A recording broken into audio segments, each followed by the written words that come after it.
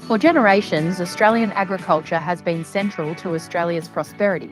It's our vision that it remains this way into the future. We know that the smartest and most innovative farmers are the ones that are actively engaged in business planning, using professional services to complement their operations at the right time. We are here to share the stories of some of the farmers that have used these services, and we will uncover the different ways farmers are building better businesses. Hello and welcome to the Department of Primary Industries Smart Farm Business Webinar Series. My name's Gillian Kilby and we're coming to you live from the Exchange in Narrabri. We're joined by the team at Humans of Agriculture to bring you this webinar series on smart farm business with the Department of Primary Industries. We'd like to acknowledge the traditional owners of the land on which we meet today, the Gamilaroi people, and we pay our respect to elders past, present and emerging. We'd like to extend that respect to any Indigenous or Torres Strait Islander people watching online today. And we'd like to encourage you to drop the land on which you join us from into the chat. There'll be a chat function open for the entirety of this webinar, so you can ask questions and we'll hand those questions on to our guest throughout the program. Today, we're going to be discussing the Farm Business Resilience Coaching Program. The program is funded by the Department of Primary Industries and we're joined by Rebecca Fing from Paddock Consulting. Welcome, Beck. Thanks for being here. Thanks for having me. Beck, you're from Gundawindi. You're grown up in Dirranbandi. You're a mother of three. You're an artist. You're a founder. You're a business owner. And you've been coaching with the Department of Primary Industries for the last 2.5 years, since the inception of the program.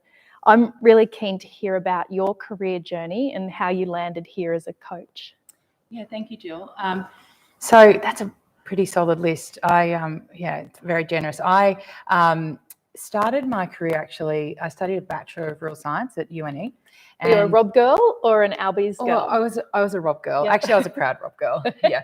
And I did agronomy, and all the way through, I was going to be going back to up to Southwest Queensland to be an agronomist, and realised pretty quickly that I really valued the human and the business side of agriculture more so, and also attention to detail and some of those things that maybe you need to be a really technical agronomist weren't necessarily my strong point. So I ended up in a position in agriculture extension, which was fabulous, learning the mechanics of project management and how people work and stuff. Did some other qualifications along the way in HR and risk management and a few other bits and bobs. And I was the ripe old age of 22, so I'm going to expose myself and say nearly 20 years ago, and I put a call into my beautiful dad and said, I think I might start my own business. And he sort of shook his head in dismay and said, well, you've got nothing to lose, which was incredible. Pretty true.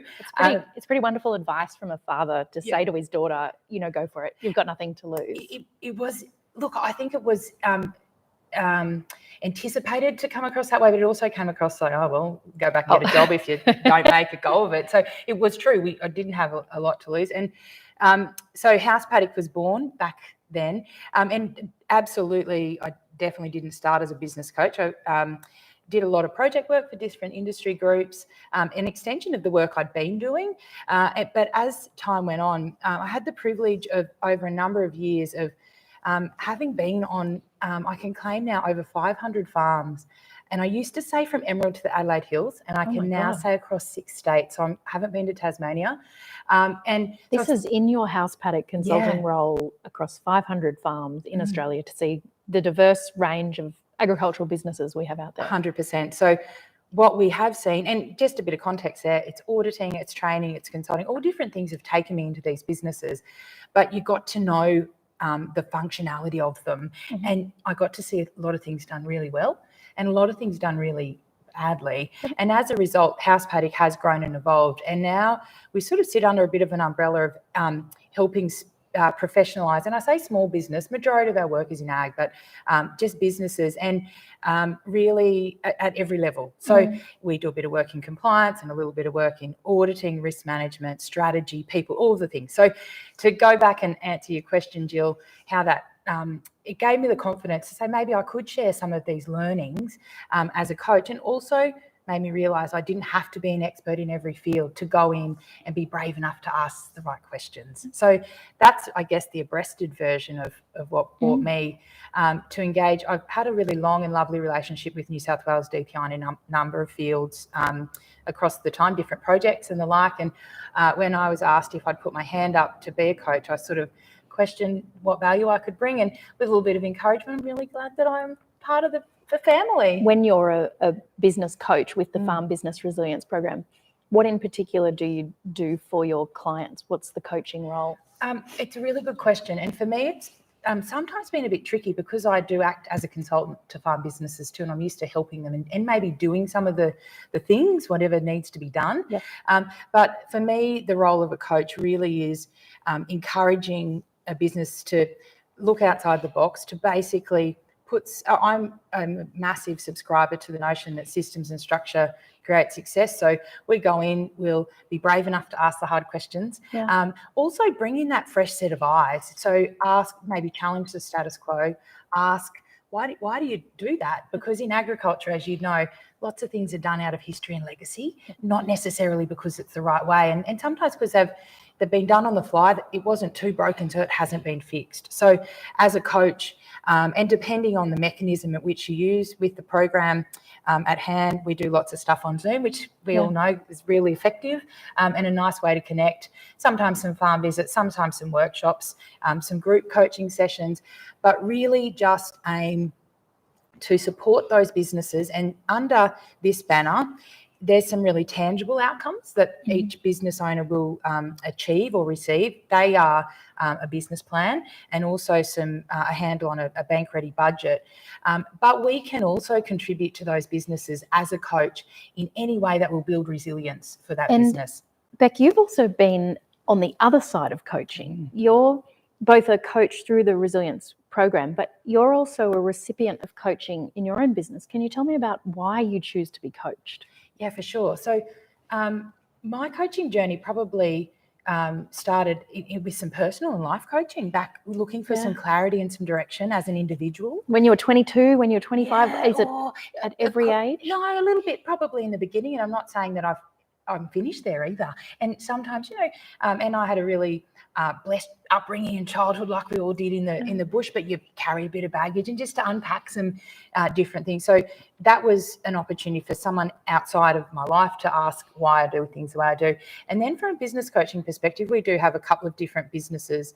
And I believe, Jill, one of the biggest values I bring as a coach, but also my coach has brought to me, is this piece around accountability. Yeah. And I knew as a small business owner that I didn't necessarily report to too many. Yep. And so if things that you're just at the top on your own. I sort of was. If you don't want to do it, you don't have to do it. And in the back of my mind, say, for example, I should review my insurances, should review this. But if it never makes that urgent important list, you know, in your work, it's hard to work on things that you know will bring value down the track when there's lots of opportunities on the table in the here and now. So for me, the coaching was an opportunity to bring a set of fresh eyes into my business. And also here, we've all in our businesses had mentors along the way, some informal, some people that you thought, oh, you're pretty cool, I'm going to keep an eye on your work, versus the coach. In this instance, this was a paid engagement, it was very structured. And what it did do is, again, asking those questions, why do you do that? And also creating efficiencies, challenging some of the way. And I was not necessarily doing things the way that they should have been done. I was doing things the way that they work just enough. And I always maintain, I've got a beautiful team now, and I maintain that it's not my way or the highway, it's my way or a better way. I love it. My way or a better way. Yeah. Tell us about a recent client you worked with who found a better way. Oh, where do we start here? We have had 18 coachees under this program, and everyone from flower farmers to beekeepers to produce, broadacre farmers and livestock producers. I think a better way, it's more about understanding clarity for a start. What are they trying to achieve? And in line with their goals and values, making sure that there is that alignment, Jill, between what they're trying to achieve and what they're doing. Yeah. And so sometimes we'd like to be financially viable. Well, what you're doing is not financially viable, and making that connection. Or we'd like to be sustainable and regenerative. Well, this isn't. So whatever it is that those milestones or those indicators of success for those business owners, and making that connection between operational activity, if you will, and resource allocation is another one that people get sick of me rabbiting on about. So it's like you've lifted the lid and said, yeah, I know you want to be here, but you're actually here. And if you keep doing what you're doing, you're going to be way over there. Yeah. When aspirationally, you as a business, as a family, as an operation want to be here.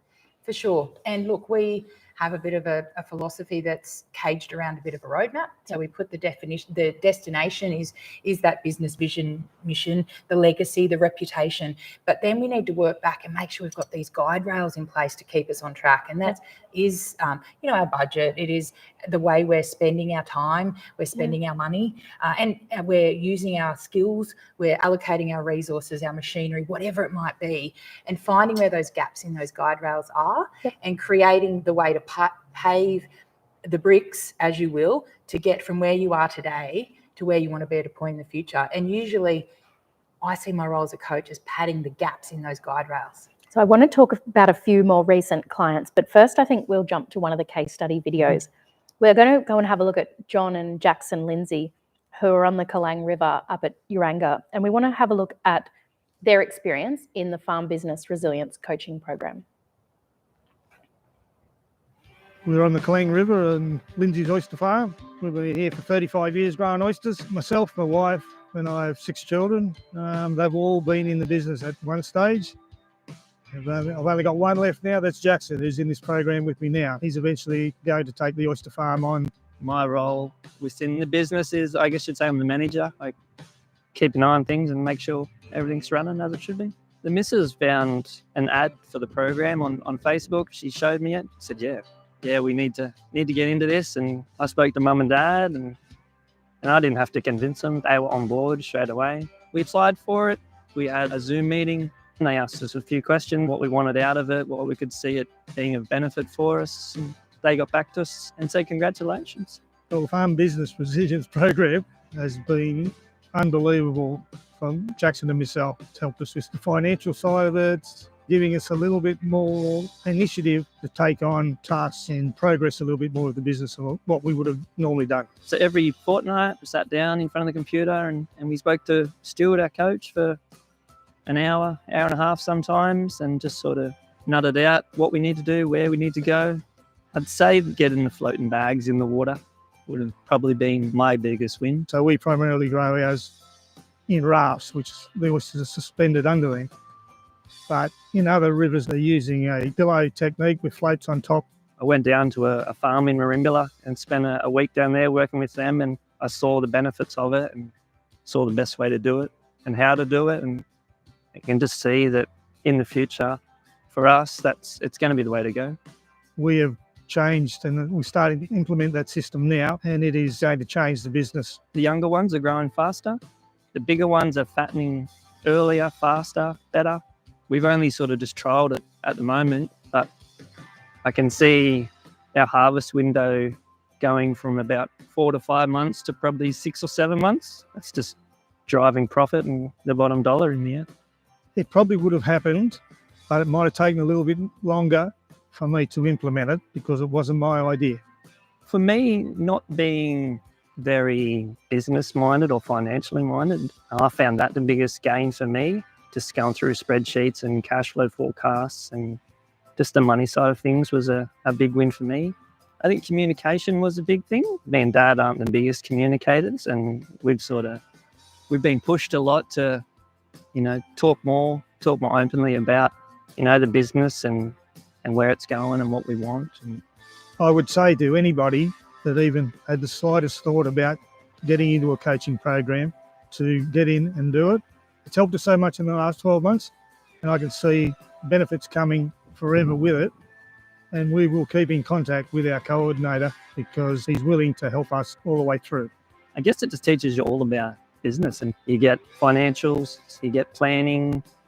Communication was a big part of it. I think it just brings all of business together, just simplifies things a bit for you. Anyone would see some benefit of it. It's been a big change for us just now, and even years to come. We'll still look back on stuff that we've learnt over this past 8-9 months it'll all come in handy. It'll all help. So yeah, if you're thinking about it, definitely do it. I can see Jackson is going to change a lot of things, and I know whatever he does will be a success. As far as I'm concerned, anybody that's running a business should have a look at this program, because it has made such a difference to our business now, and it will make a big difference to it in the years to come. John and Jackson Lindsay's story of transforming their oyster business through the Farm Business Resilience Coaching Program has been really worthwhile for our audience to see. Beck, what insights do you take away from watching that farm family progress through the coaching program?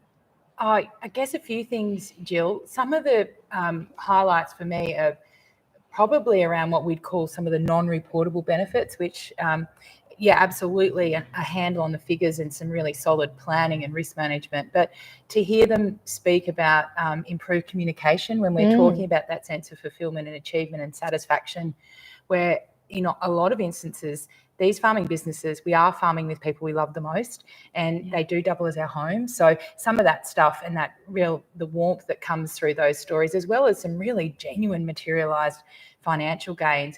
And the other take home, which was right at the end and coming through from both the father and the son, was how these programs, they're not a flash in the pan. They really do set up your business and they return end on end. So it's obvious that Stuart, the coach involved here, has set up some structures and systems that these business owners can go back to time and time again. So as another issue arises in the future, or another opportunity, they can reflect on that time and those comments around them, the benefits far outweighing the actual length of the program. That's what hit home for me with that story. I loved seeing the system on the wall of all the different oyster racks and the timing. They've obviously got into the systems and processes. Yeah. There was just a short moment in that clip where John said it wouldn't have happened as quickly if it wasn't for the coaching program.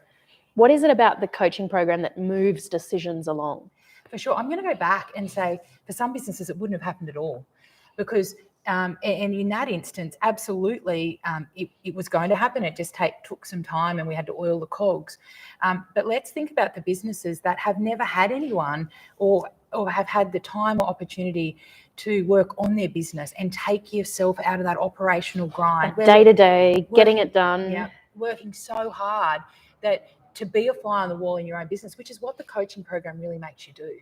And really looking down and going, wow, I never sort of thought of that. That's a great idea, rather than, we thought about that, but we just hadn't got there. Well, you know what, mate, if you get there, this is going to be the result. So I thought it was interesting that the partner of the son brought the coaching program and said, hey, I really think this would be great for us. What happens if there's resistance from one member of the family to join the coaching program? Have you got advice on how to get that family member over the line? Yeah, it's a really good question. We have had coachees where, look, I'm here, mum and dad weren't that keen. And I've actually, in some of our experience, said, well, why don't you see if mum and dad want to join, just for sit in the back. They don't have to. And to encourage people that the coaches, we are, absolutely experienced professionals. We're also bloody real people. And and where my husband and I have some involvement in our family farming business, I get it. Yeah. So just being able to nurture the experience from the outset and say, look, give us a go, but also us being able to suggest the tangible benefits, because it also depends what angle you need to pitch to someone, whether it's like, we've got enough ideas going on here, we don't need those. Is it around refinement? What is it that coaching business is looking for? And there is quite a process, Jill, to apply for and become a part of the coaching program for a couple of reasons. Firstly, to determine whether or not you're a fit, but also to fit you with the best coach. Well, tell me about that process for applying. Obviously, you jump online, you fill out your details. Who is eligible to be part of this program? Yeah, so absolutely any fishers or farmers in across New South Wales. So while it is a national funded program, where obviously this pocket of opportunity is coming to New South Wales producers, so you have to be a producer. For me, there's some criteria around being a genuine and bona fide producer as well. And for me, one of the things that's important would be someone who has an appetite to grow and change, and an open mind towards that. And the other thing is, I always say to my guys, the harder you come to the table, the harder I will. So we can definitely have our scheduled calls, but I'll say if you get that done a bit earlier, give me a call and we'll keep moving. We'll keep the can kicked down the road. So in terms of eligibility, yeah, absolutely. Jump on, you put in your details. There is a process to make sure the right people end up being allocated the right resources. But also for me, absolutely come on board, but come when you're ready and willing to, come to the table and make some change in your business. And what are the strengths that you as a coach bring to the table? Where do you stay in your lane with the coaching, and then what do you outsource to other coaches? Because it's not one and done for every participant, is it? No, and look, every business who becomes a coach, and that was quite a rigorous process, has a slightly different mechanism in which they do that. I am very open and wholehearted around the fact that my financial literacy is not the best and not as good as that a lot of other people, and especially in the coaching program. But your strengths are that comms, HR, OHS. Tell us about your strengths. Yeah, for sure. So we business strategy and planning, I'm really passionate about. So right from a high level down to operational planning and efficiencies. And then again, that risk management, compliance, work health and safety, HR, the real human element. Sorry to interrupt, but you were telling me before about the levels of planning you go to. Oh, yes. What are the levels? Like there's the 5-year plan. And look, if you're not into planning, Jill, tap out for the next 30 seconds. But at the end of the day, it's back to that comment before of connecting where you'd like to be at some point into the future to today's to-do list. And we do that by working with the clients. Again, if there's an appetite, because people are going, this is not my jam, I'm actually here for this, and that's fine. But we start with a strategic plan. Where would you like to be? That'll manifest as a business plan, an annual operational plan and priority plan. Then we do some seasonal planning. That then drops down to a monthly strategic meeting, weekly operational meeting, today's to-do list. So that connection, because at the end of the day, if you want to be here, what are you doing on a day-to-day basis to get there? And that's that roadmap we were chatting about, and how that sort of can filter down. I love that anyone who applies to the business coaching program can be matched with a number of very qualified, highly competent business coaches who have a background in agriculture. They're passionate about the outcomes for the farmer or the fisher, and they're also really qualified in different areas. So when the recipient comes in, you can say to them, you actually need this coach. We're going to match you with the person most able. So we're going to jump to a case study about another coach, one of your colleagues. Just comment there, though, that if you end up being coached by me, I do outsource the financial literacy side, and yet we put a team around our coachees, and that was with permission from the department, because I want to stay in my own lane, as you said, and I don't want to try and be everything to everyone. I can definitely get my way around a balance sheet, but so giving the coach, exactly like you say, those skills that they need to improve their business, we do that in a bit of a team approach at House Paddock. Love it. It's so important, and it's one of the benefits of the program. Far-reaching, right across New South Wales, but also really committed to ensuring the right farm business gets matched to the right coach. 100%. So why don't we jump to Stuart Goodfellow? We had the opportunity to meet with Stuart and talk to him about the farm business coaching he offers, and he's going to talk about some of the clients he's looked after as well. G'day, my name's Stuart Goodfellow. I'm a farm business consultant. We're in the beautiful area of Port Macquarie on the New South Wales mid-north coast. And as a business consultant or a business coach, what I do is help businesses understand where they are today, where they want to get to, and what's actually getting in their way. So my job is to help unpack some of that stuff and work out how we can get from there to there efficiently, productively, and everyone with a smile on their faces. I've got an agricultural background, so my family grew up on the land, but I was really interested in the business side of agriculture. Farmers are great. They know what to do. They know when to do it. They know how to do it. They also are very decisive, and if they don't have the right amount of information, they go looking for it. So I speak 2 languages, accounting and English, right? So my job is to try and bring those 2 things together. My job is to try and make sure that you're not an accountant, but you know your numbers so you can make those decisions which you're great at. So the Farm Business Resilience Program is a collaborative initiative developed through their Future Drought Fund, and the DPI provides some funding to be able to help farm businesses or business owners, entrepreneurs, to develop their plans moving forward. So people sometimes say, when's the right time to reach out as well? And it's like, well, do they need a business coach when things are going really well? Well, or when things are not going so well, or somewhere in between? And my answer is now is the right time. What do you got to lose? You jump in there, you have a go, you have a conversation. If it's right, great. If it's not, well, so be it. So the eligibility criteria for the Farm Business Resilience Program are typically farmers. They've got a business that's a going concern, and they're interested in learning, and they're curious to get a little bit more out of the business than what they've got. I've worked with cattle farmers, pig farmers, oyster growers, macadamia growers, mixed farming, and having that diversity in a group is fantastic because they can all lean off each other. I'm not an expert in any one of those disciplines. I expect the farmer to be an expert in his farm and in his industry. What I bring together is the business side. So if you're great at doing your own industry stuff, and I've got a bit of an idea around business, we pulled those two things together. The synergy is just amazing. So what the program looks like, we do an initial assessment, work out where you're at, where you want to get to. We do a checklist, which is looking at your risk analysis and the sort of things that you need to work on a little bit more, maybe some things that you really nailed. We look at an operational plan to work out what needs to happen during the season. And then we look at some budgeting too, some financials, some cash flow stuff. I introduce 14 key ratios, so you get a bit of an understanding about where you're sitting. We do some benchmarking stuff, and then we do some stuff around communications and come up with a farm business plan. So you've got something in your hot little hand that you can work with, and it's a working document. So I've worked with a macadamia farmer, and in the macadamia world, they're facing some challenges. Cost of production is here. What they're getting for their macadamias is down here. We can't do anything about commodity prices, but what we can do is have an impact on their planning. So what we did look at is looking at diversifying, and he's now replanted a different variety of ag crop to subsidise what's happening in the macadamia world. So I'm working with these oyster farmers, and they've signed on to the program. So it's father, son. It was a little bit succession, but it was really also about understanding the business. But they knew they wanted to expand, they just weren't too sure how. Fast forward, after we've implemented some risk analysis, we've done some business planning, we've done some financial analysis, son's come in, and together they're now collaborating on where they want to take the business, which is awesome.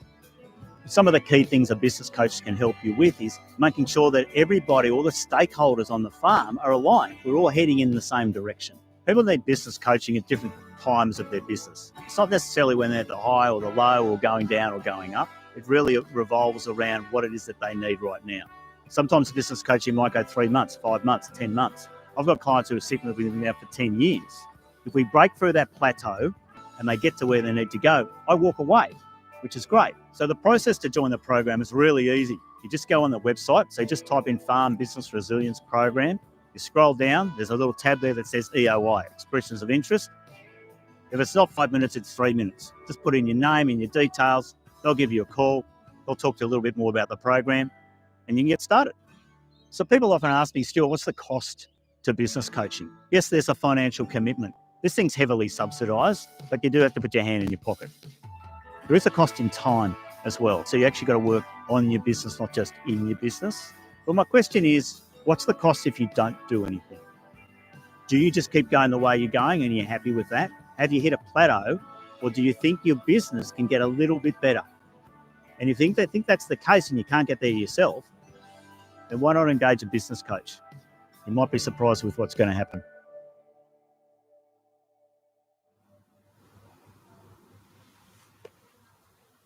It's an incredible case study with Stuart Goodfellow because he speaks about the range of services that the coaches offer. He speaks about the range of industries and the stages farm businesses are at in the process. And this farm business coaching, it's not a last resort service, is it? Oh, absolutely not. Jill, I'm going to a couple of approaches to the question. There's never a good time to be coached. There's never the wrong time either. And in terms of it being a last resort, yeah, absolutely, a coach can help you through crisis, but sometimes it's actually about taking good to great and being brave enough for long enough to have some fresh eyes come in and again question the status quo and say, and for me, one of the questions, the most simple, pragmatic questions you can ask is, why do you do that? And again, history and legacy, which we know is entrenched in farming, and we often do things out of respect for generations before, not necessarily because it's the most productive, the most efficient, the safest, whatever it might be. So, and then when, and in line with John's earlier comment around it wasn't my idea, sometimes if someone says, oh, that could work, you go, oh, I might have a look at it now. So allowing someone to maybe give you the confidence to try something new. So absolutely any business that is interested in improving, whether it's their resilience, and this is outside the program, is if you're not necessarily an expert in any field, get some support. We often run an accountant in our business, maybe a nutritionist or an agronomist or whoever it might be. I see a business coach as that professional that'll help you work on your business, as well as some of those operational professionals that we often engage in our business. It's that opportunity to have a team of people, professional services around your business. As important as a lawyer, an accountant, is 100%. the business coach that holds you accountable, helps farming family businesses to bring in new ideas from maybe participants within the family who haven't been listened to before. Yeah. Stuart said something really interesting. He said, farmers are very decisive. Yeah. But that can be a real problem if farmers spend all their time down the paddock or out in the boat and don't have information. And Stuart did say, and they'll go and get the information. Sometimes they don't, and sometimes they make a rash decision based on some hearsay or a magazine or newspaper article. Or they heard it at the pub. Heard it, yes. Read it in the land. Read it in the land. You know, are they scrolling their wife's social media because they probably don't have Facebook themselves? But yeah, absolutely.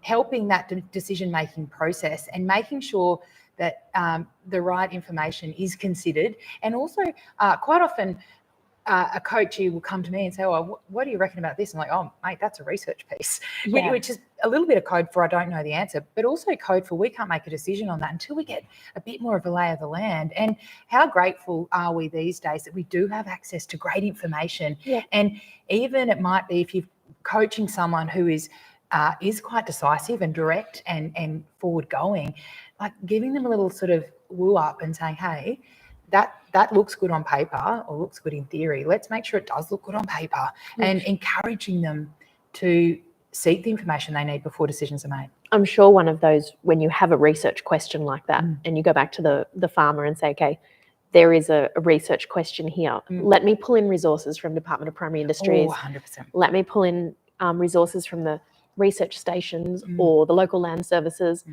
Let's gear you up with all the information so you can then make a decision. Yeah. A business coach is really helping someone look outside the fences to know how to make those decisions. Tell me about some of your recent clients. Obviously no names or specifics, but tell me about some decisions they've made which have made them more resilient.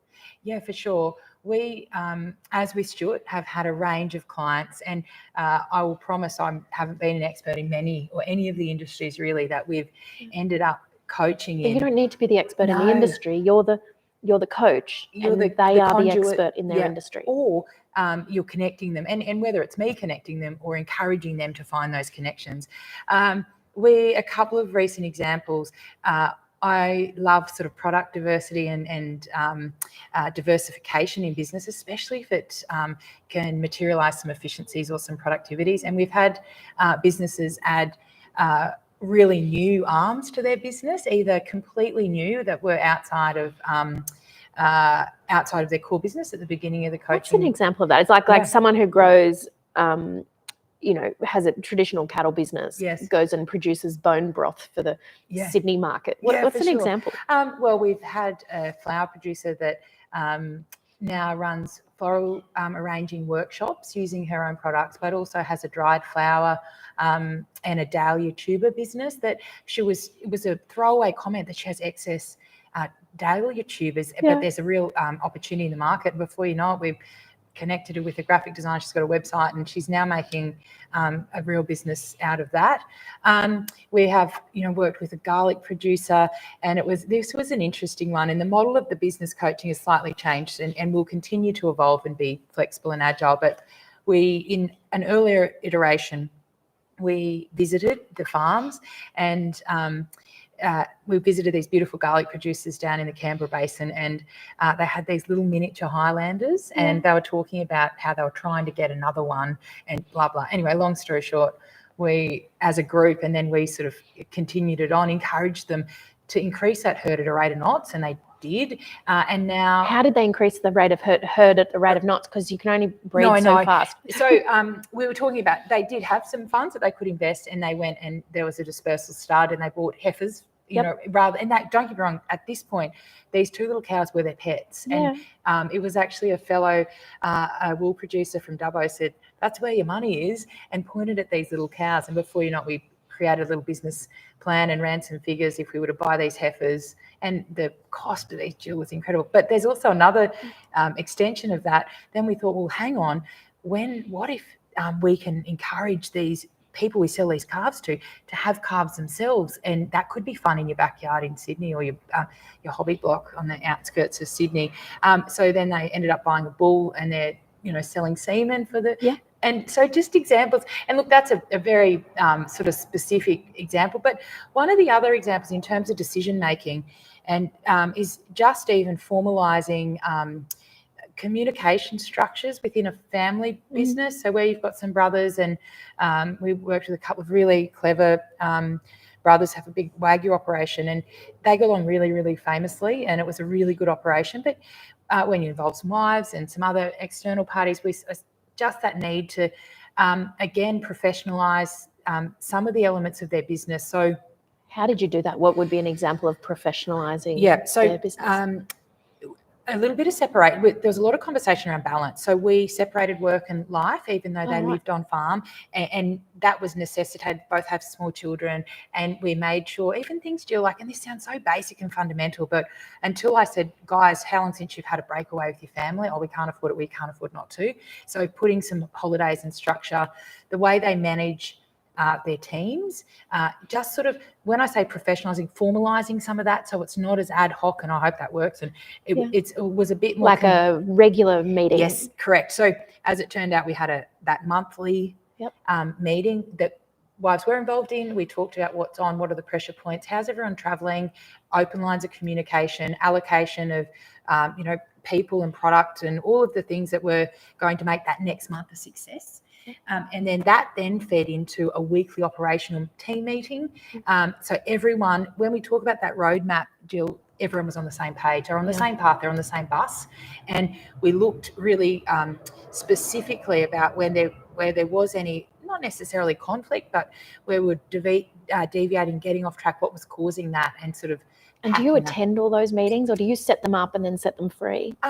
Depends. Throughout this program, not necessarily, but absolutely, I've run some of these meetings with other clients I've worked with as a coach and consultant to make sure that those structures were set up. We definitely have got some great templates that we provide. And also, again, back to the comment, they're not necessarily all mine. They're things I've seen along the way and go, oh, that's cool. Can I use that? And they're like, sure. So it's a collection and collation of a lot of resources over a lot of years that we can then share. And I'll say to the coaches, now this is a word template. If it's not right for you, throw it out or change it, change the column, change the heading. So just facilitating the process, and a slight tweak, say back to that business with the Wagyus, I could see that there was a little bit of an underlying, one brother was putting children on the bus, and one brother was getting staff members sorted for the morning, and I could just pick up, and they were mates, and it was tight. But in 20 years, what was that? The kids are not catching a bus, but so just saying, hey, can I be brave enough to say, does that frustrate you slightly, or does that?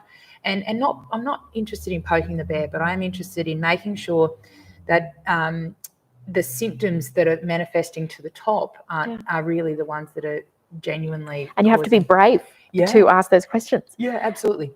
It's been great to look over the case study that Stuart Goodfellow provided to us, because he really does have a very strategic approach. You spoke about templates. We were able to look at all the templates he had in his office. So it's a really wonderful service. How we've chatted about eligibility. Is there anything someone needs to know about their application? I mean, Stuart made it sound very simple. You just put it in. Is it hard? No, it's not hard. If you do absolutely do a 3 to 5 minute online, and then as the intake begins, there is an interview process, and that's I guess what are they looking for? Integrity of the operation, and do you have the time and willingness to commit? Are you a bona fide farming business? But also a lot of those questions, Jill, are around suitability.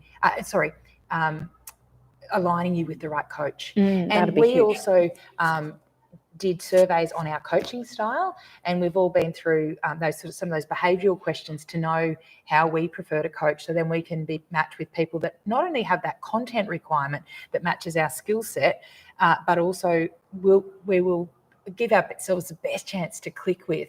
So definitely not an intimidating process, but let's own it. It's our hard-earned department funding. We want to know that it's going to the people who are going to use it. Like if you go back to John and Jackson, they're now talking about the investment of the department returning end on end for their business. Like that, that's incredible. He can see the impact. I got my money, but I was allocated and I quit. So he said oysters are growing faster, fatter. Oh, I liked it. He can see his market going from 4 to 5 months, his growing season, to 6 to 7 months, being able to put a product into the market. Yeah. So I guess my comment on that is, if you are a bona fide producer and you're looking to improve your business and build your resilience, this is the program for you. And I'm going to say, we'll get in. Do not, it's not at all careful, but there's also the reputation of the business, of the opportunity has grown, the availability of coaches and allocation. We're being as flexible and agile to deliver the service to as many people as possible. And at the moment, for example, there's a little, what we're calling an intense round of 3 months. It's still the same amount of coaching, but it has been concertinaed.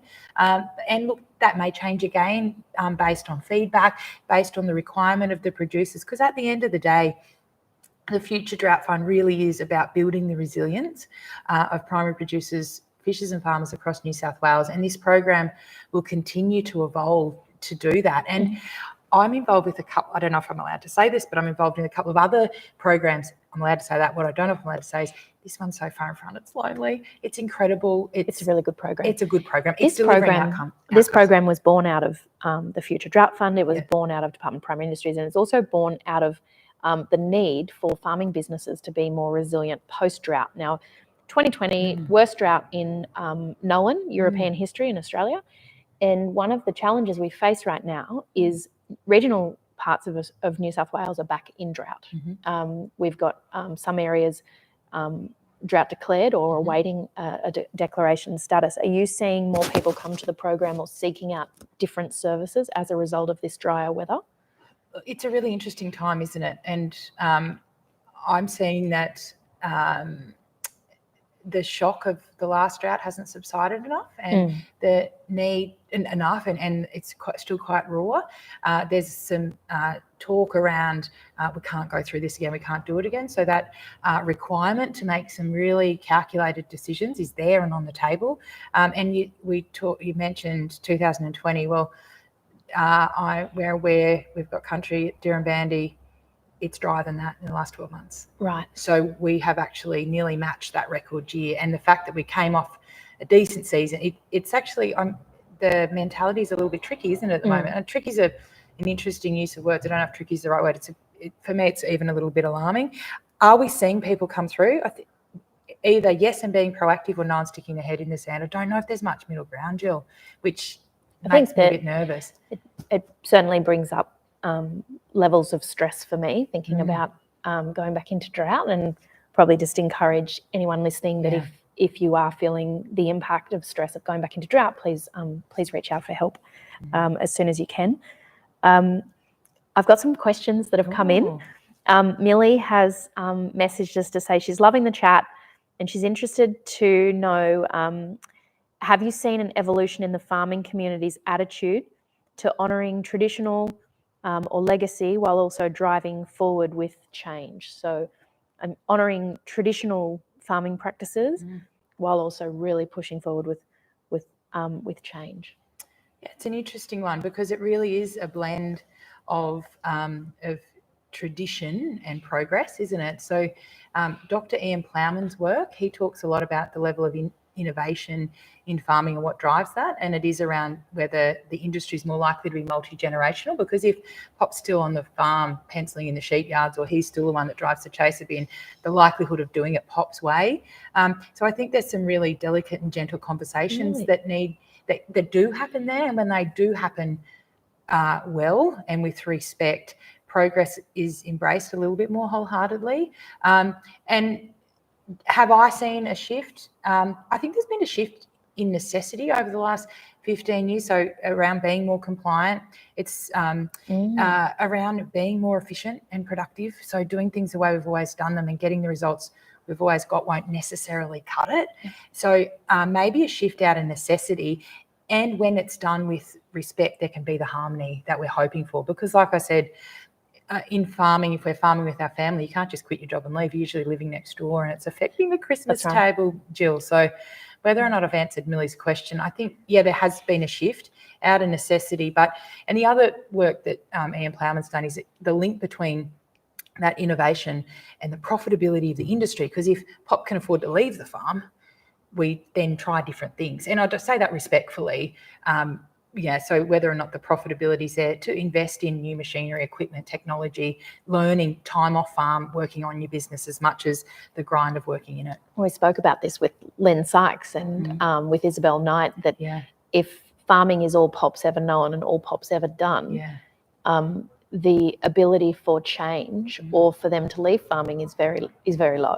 Oh yeah. And as you mentioned, change within farming can happen if we're not tied to what we've always done. Yeah, and I think also there can be a real sense of loss when that farm wasn't a job. It was your home. It was your life. It was your life. And there's some pretty scary research about how many days a year farmers don't think about their farm. I don't mind that they probably think about them. I know my dad thinks about our farm. Don't know, I had to research that very hard. No, zero. Yeah, zero. And even when you've got a day off, you go for a quick lap, don't you? Yes. Yeah. So I've got a question come in from Lyndall, and if you do have questions, please do drop them in the chat. Beck, do you find farmers who engage in coaching become more willing to think about plans for farm succession because there is an independent person involved? I think so. I also, and we spoke about this off camera, Jill, before the session, around having a coach in the room or any external in the room. We behave ourselves a bit better. So we operate with a little higher level of respect by default. So maybe conversations that were typically shut down, a little bit more airtime, and also can be caged in a different way. It can be seen as coming from a neutral place. So if succession is that for you, or it might be around expansion or reduction or whatever your touchy subject is, I believe a coach can facilitate that conversation a bit more gently and respectfully. And it might be if as a coach you pick up that there is a contentious issue, sometimes you call it and you say, look, I can see there's some anxiety being created here. Is it a time and place to table it, or is it something that we're not ready to? And if we do want to go down that path, being really transparent and respectful of the process and saying, look, let's acknowledge the feelings so some of that sort of more gentle conversation that's a little bit more, I'm going to use the word again, professional, and it can sometimes take the emotion out of it. And I know when my dad's in the room, he's a bit better behaved if there's a stranger.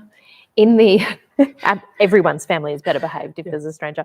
In the Rural Financial Counselling Service webinar, one of the comments from the counsellors was that any at-risk farm business can access our services. If a farm business does not have a succession plan, they are considered at risk.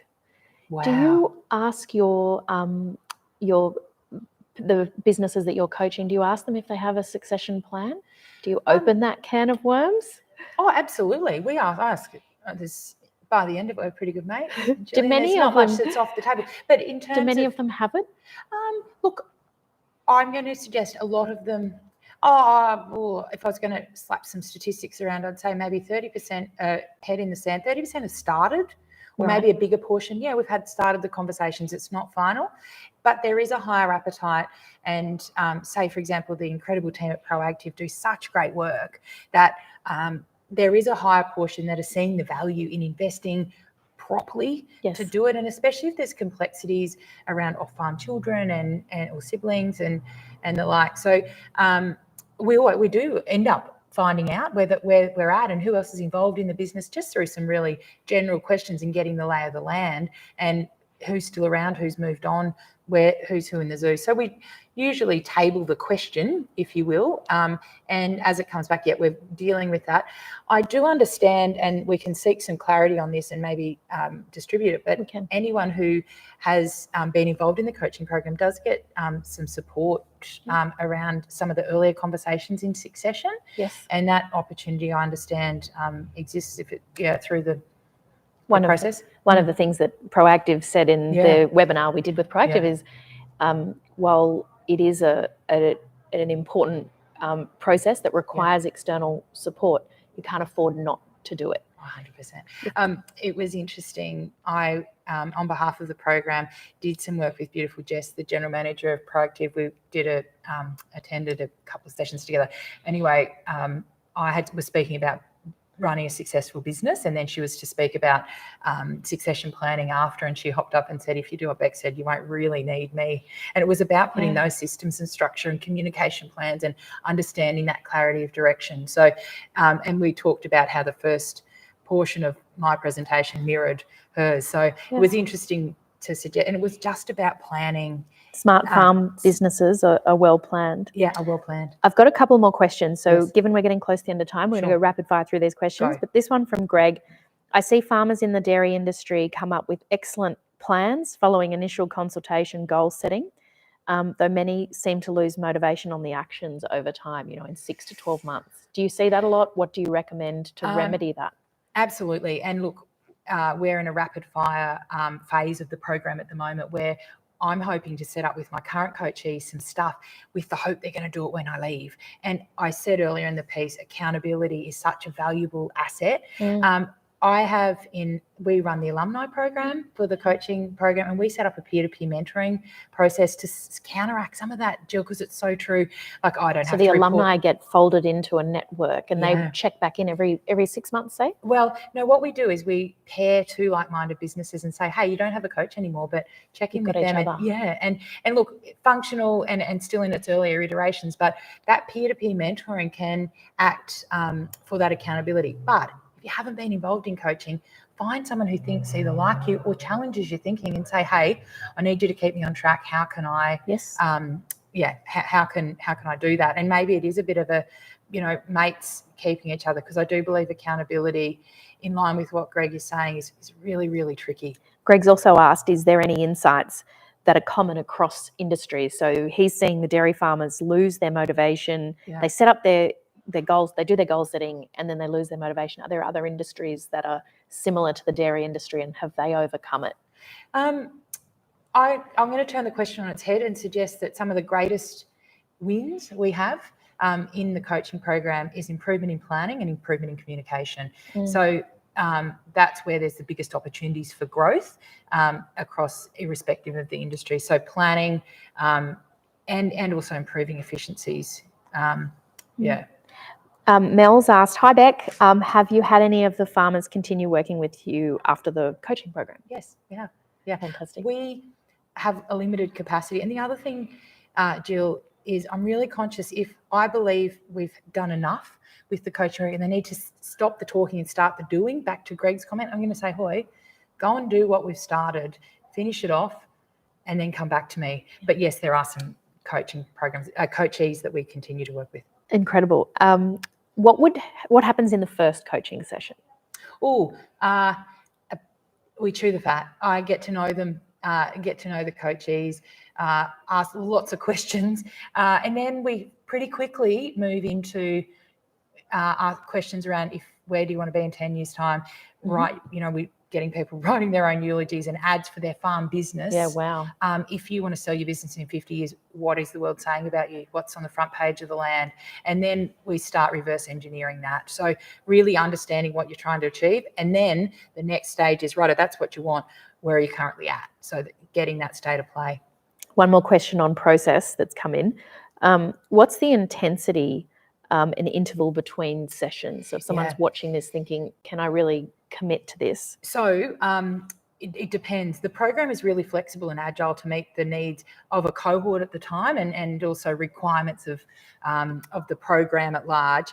We have I've been involved in everything from a 12-month coaching program with a fortnightly session to, at the moment, we're fairly intense, 3 months, hour and a half every week. Wow. Yeah. And look, we've penciled in a session on Sunday, but that commitment is what's going to bring value to these businesses, and that I'm happy to give up my Sunday when they're happy to give up theirs. Well, Beck, that brings me to my last question. You're running your own business as well. You've got family.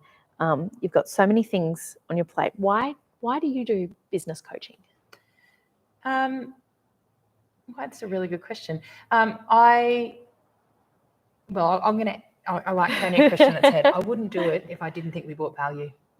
And so if we can make the tiniest change, and this is all, an expected answer, but we do say no to a lot of incredible projects that have come across our desk. And this one was difficult to say no to, and I hope I don't ever have to say no, because we know we've made some tangible change. So that's why we do give up Sundays, sorry to my cute husband, and so that's why we do it, because if we can make the tiniest change, some businesses big change, some businesses little change, sometimes it's a slow burn, sometimes it's a long game, sometimes we're in there hard and fast, improving resilience of these beautiful businesses. So they're here and leaving a resource in better condition. And a professional farming businesses, we farm incredible value in sometimes a cowboy wage deal. And so that's probably why we like to try to make a tiny little change. And I know that's a really predictable answer. I think you really love what you do, and you're good at it. You've got a lot of experience. And we started the session by talking about the 500 farms you've been on across Australia. Well, that's 500 farming organisations that have been so lucky to have you in their operations. Thank you for joining us here today. I've got some feedback from a participant in the course. Her name's Eloise, and she said, I highly recommend the Farm Business Resilience Program course. There's been amazing outcomes, and accountability was the key. She said, we now have great direction. We have a comprehensive business plan. We have allocated time working on the business, not just in it, and it's been invaluable. And she said, thank you. Oh, lovely. Thank you, Beck. So thank you everyone for joining. Today wraps up the 5th webinar in the Smart Farm Business Resilience series. We are going to join again next Wednesday, where we will be talking about ag tech, and we'll be visiting 2 farms as part of our case studies, one a macadamia farm, the other blackberry, blueberry, raspberry farm. It was delicious. We'll circulate the link to apply for the program, the Farm Business Resilience Program, and we'll put that both in the chat and we'll circulate it to everyone who's registered for the program. Please keep an eye out on social media channels and in your email inbox for the final webinar in this series, which is focused on ag tech. Thank you very much, and we look forward to seeing you next time.